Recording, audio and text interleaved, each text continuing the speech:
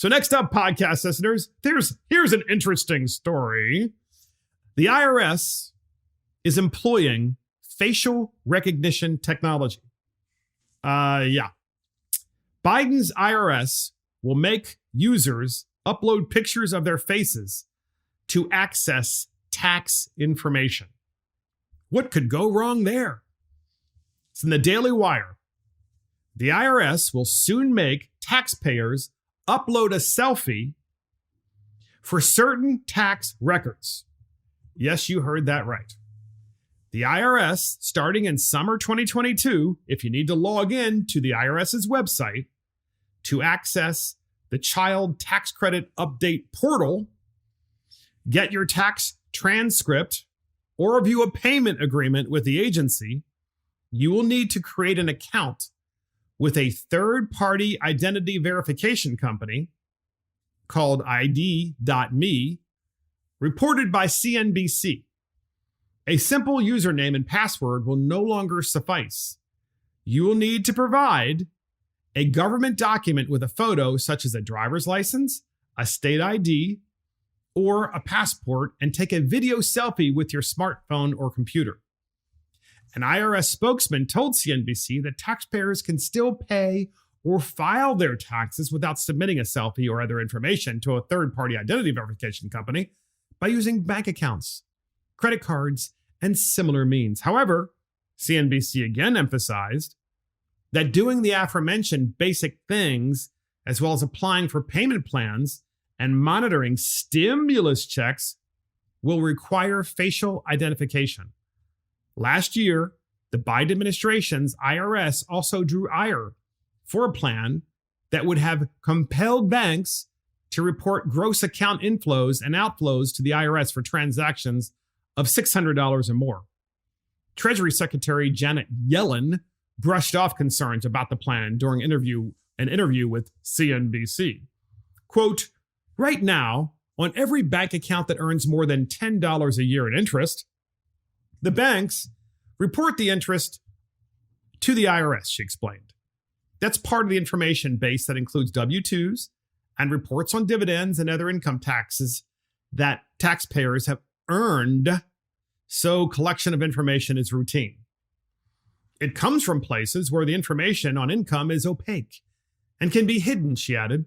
And a simple way for the IRS to get a sense of where that might be is just a few pieces of information about an individual's bank accounts. Nothing at that transaction level would violate privacy, simply aggregate inflows into the account over a year and aggregate outflows. That would really help the IRS target their auditing resources. Podcast listeners, what do you think could potentially go wrong here? So here again, we have this classic dilemma in American history. You have a government agency saying, well, in order to make it more secure that someone doesn't hack your tax records and make them public, or try to hold you as an elected official or as somebody who works for one of the agencies or just your everyday citizen, to try to hold them hostage by threatening to release your tax returns, in order to make it more safe, we want facial recognition technology. So we have this classic dilemma again in American history in 2022, where you have a federal agency collecting even more data about you, including what you look like. And that is dangerous. Could it be more secure? I have no doubt. Let's be fair. It's probably a lot more secure that the IRS has your face, or that, if you have a Mac, ladies and gentlemen, a modern version of a Mac, you have facial recognition technology or facial recognition technology on your iPhone, or with a Mac, you can use your fingerprint. So people willingly do that all day long, and they willingly upload their face to other kinds of e-verification products. So it's understandable on the one hand that this would make it safer, but it's the fact that it's the government that is really concerning. I mean, you should be concerned about any tech company asking for this, by the way.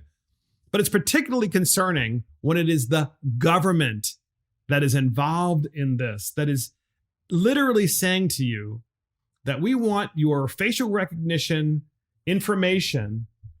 And then what's going to happen next? Well, probably they're going to share that information with other federal agencies. And then they know where you live, they know what you look like, they have your fingerprints, they have your eye scans, your face scans, they know everything about your bank account. There's nothing anymore that's truly private, even though they say, oh, it's to protect your privacy. Given the direction of the United States of America in the 21st century, I'm not buying it. Just not.